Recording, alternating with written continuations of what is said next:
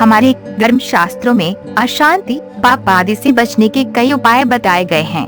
उन्हीं में से कार्तिक मास में किया गया स्नान व व्रत भी एक है। स्कंद पुराण आदि अनेक धर्म ग्रंथों में कार्तिक मास के स्नान व व्रत की महिमा बताई गई है। कार्तिक में पूरे माह ब्रह्म मुहूर्त में किसी नदी, तालाब, नहर या पोखर में स्नान कर भगवान की पूजा किए जाने का विधान है। धर्म शास्त्रों के अनुसार कलयुग में कार्तिक मास में किए गए व्रत, स्नान व तप को मोक्ष प्राप्ति का बताया गया है। स्कंद पुराण के अनुसार न कार्तिक समो मासो न कृतेन समं युगम, न वेद सदृशं शास्त्र न तीर्थं गंगा समम, अर्थात कार्तिक के समान दूसरा कोई मास नहीं, सत्ययुग के समान कोई युग नहीं, वेद के समान कोई शास्त्र नहीं और गंगा जी के समान कोई तीर्थ नहीं है। कार्तिक मास में स्नान का धार्मिक ही नहीं वैज्ञानिक महत्व भी है। वर्षा ऋतु के बाद जब आसमान साफ होता है और सूर्य की किरणें सीधे पृथ्वी तक आती है, ऐसे में प्रकृति का वातावरण शरीर के अनुकूल होता है। प्रातः काल उठकर नदी में स्नान करने से ताजी हवा शरीर में स्फूर्ति का संचार करती है। इस प्रकार के वातावरण से कई शारीरिक बीमारियां अपने आप ही समाप्त हो जाती हैं। पुराणों में कार्तिक मास को स्नान, व्रत व तप की दृष्टि से मोक्ष प्रदान करने वाला बताया गया है। स्कंद पुराण के अनुसार कार्तिक महीने में किया गया स्नान व्रत भगवान विष्णु की पूजा के समान कहा गया है।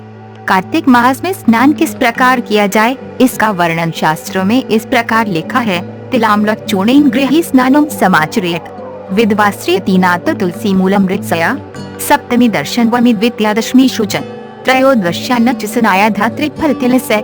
अर्थात कार्तिक व्रत रखने वाला को सबसे पहले गंगा, विष्णु, शिव तथा सूर्य का स्मरण कर नदी, तालाब या पोखर के जल में प्रवेश करना चाहिए। उसके बाद नाभि पर्यंत जल में खड़े होकर स्नान करना चाहिए। गृहस्थ व्यक्ति को काला तिल तथा आंवले का चूर्ण लगाकर स्नान करना चाहिए, परंतु विधवा तथा सन्यासियों को तुलसी के पौधे की जड़ में लगी मिट्टी को लगाकर स्नान करना चाहिए। सप्तमी, अमावस्या, नवमी, द्वितीया, दशमी व त्रयोदशी को तिल एवं आंवले का प्रयोग वर्जित है। इसके बाद व्रती को जल से निकलकर शुद्ध वस्त्र धारण कर विधि विधान पूर्वक भगवान विष्णु का पूजन करना चाहिए। ये ध्यान रहे कि कार्तिक मास में स्नान व व्रत करने वाले को केवल नरक चतुर्दशी को ही तेल लगाना चाहिए।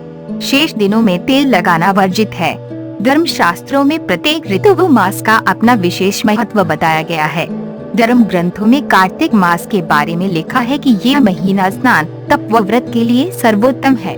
ये मास सिर्फ धार्मिक कार्यों के लिए ही नहीं बल्कि स्वास्थ्य की दृष्टि से भी काफी लाभदायक है। स्कंद पुराण के वैष्णव खंड में कार्तिक मास के महत्व के विषय में कहा गया है। रोगापहम पातकनाशकृत परंसद बुद्धिदय पुत्र धनाद्य साधकम, मुक्तिर्निदान नहीं कार्तिक व्रताद विष्णु प्रिया दैदेहास्ति भूतले। अर्थात कार्तिक मास आरोग्य प्रदान करने वाला, रोग विनाशक, सद्बुद्धि प्रदान करने वाला तथा माँ लक्ष्मी की साधना के लिए सर्वोत्तम है। कार्तिक मास को रोगनाशक कहने के पीछे का वैज्ञानिक कारण इस मास का अनुकूल वातावरण है। वर्षा ऋतु में आसमान बादलों से ढंका रहता है। ऐसे में कई सूक्ष्म जीव पनपते हैं और रोग फैलाते हैं।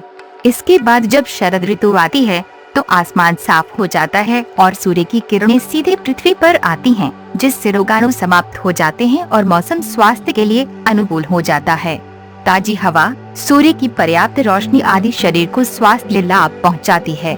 यही कारण है कि कार्तिक मास में सुबह नदी स्नान का विशेष महत्व धर्म शास्त्रों में लिखा है।